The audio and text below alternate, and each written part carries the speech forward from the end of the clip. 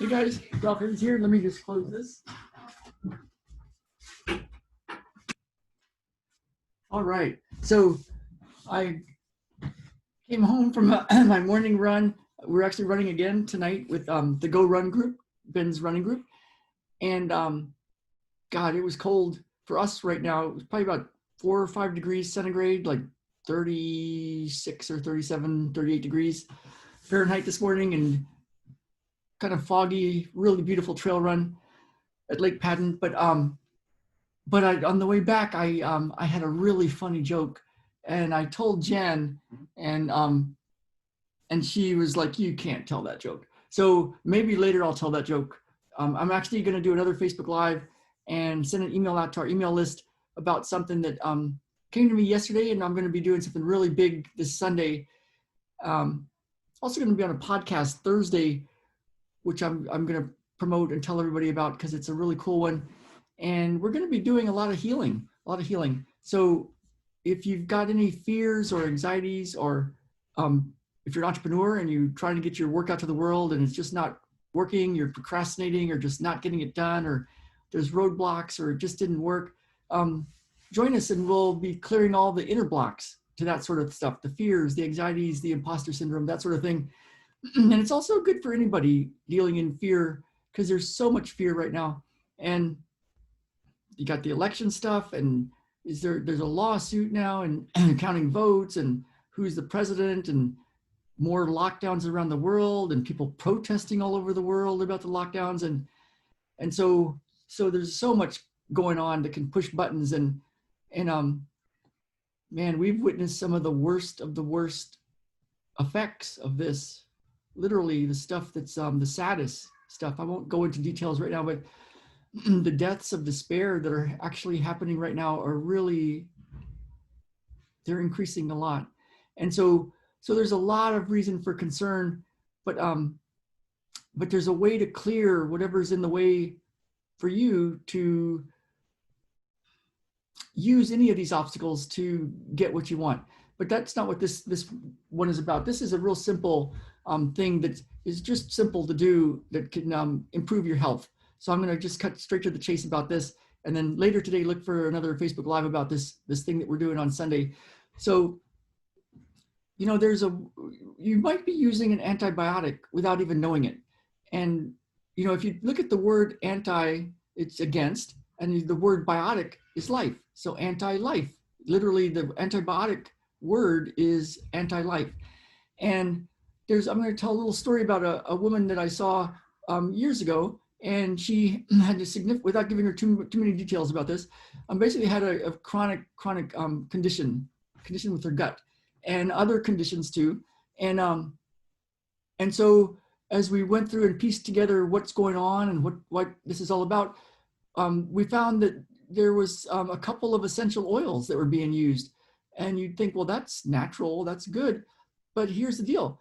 You know, oregano has some antimicrobial properties. You eat oregano, it's really good for you. When you take a whole bushel of oregano and distill it down into a little bottle of liquid, and then take a couple of those drops, it's like you're taking a ton of oregano. You're taking something that kills all the viruses and all the bacteria and all the fungi. And you think, well, that's good, right? Let's kill all that stuff. The problem with that, and you know, another one like lemon, like you think, well, you know, drinking a little lemon water, it's good for you, a little vitamin C, it's got lots of good antioxidants. You take a whole bushel of lemons and you distill them down into a little vial, and you take a drop or two of that. It's like you just took a ton of lemon, which is good, except that at that level, it kills all these viruses and bacteria and fungi. And you think, well, that's good, right? But think of it like if you have a lawn and you've got a few weeds, you wouldn't want to just take some flamethrower to it and just burn it every day, you know, or even take just some sort of weed killer, herbicide, fungicide, pest killer, and just keep dousing your lawn with toxins. Some people might, but you might have a really green lawn but maybe not. But whatever does grow, when you kill off everything, might not be optimum. And that's kind of what happens with, that is what happens when somebody takes something that kills off all the bacteria and all the fungi and all the virus in one big swoop. So, you know, think antimicrobial wipes and soaps and sprays that just disinfect every single thing. It's like you're taking a flamethrower to your biome, to your microbial bugs that are in you and on you. And so when we stopped the essential oils with that one person, her gut symptoms went away and she was able to eat more food and she slept better and all sorts of wonderful stuff happened. And you would think, well, the essential oils, that's natural and it's holistic and it was organic and it's non-GMO. But if it kills everything, it's like an antibiotic. And so there's a few things that are kind of like that. And so with my one-on-one clients, I reach out with them every so often and just to make sure we're not missing something like that. And one of the things that can be so problematic, it's just in everyday culture, is the shampoos and the conditioners, the laundry soaps, the dryer sheets, the antiperspirants, the different scents, the different things we use on our bodies. You might want to take a look and just look at the ingredients and then do an internet search on the ingredients. You could type in MSDS, which is Material Safety Data Sheet, or just toxic effects, and start to look at the scientific studies that are done, because a lot of these products have toluene or benzene precursors, known carcinogens, are formaldehyde, are literally antifreeze, polysorbate 80, which is linked to cancer. There are things in these antiperspirants and deodorants and things that people put on their bodies that literally disrupt hormones and are known to cause cancer and have all sorts of toxic neurological effects, long-term use. And so one of the wonderful things about this kind of news is you can look at your stuff and just start to read ingredients. And if you see a whole bunch of chemical names, just internet search it and type in toxic just to see what the toxic effects are. And, you know, look for good sites. You know, Green Med Info is a good one. Some of these other ones, Dr. Axe has a good one. There's other sites, Natural News, Natural Health News, I think. But there's you can find it.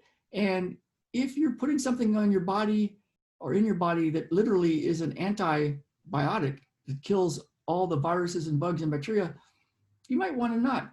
So, you know, it kind of makes me think about the state of affairs right now. Like, you know,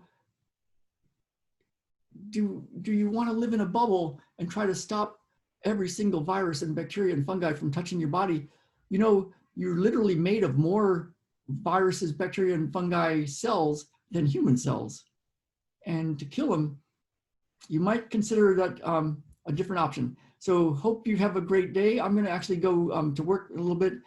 And I'm going to let you guys know about something that's happening Sunday that's going to be really cool to help people get over a lot of stuff. So help people heal. So heal yourself and heal the world. And I will see you all very soon.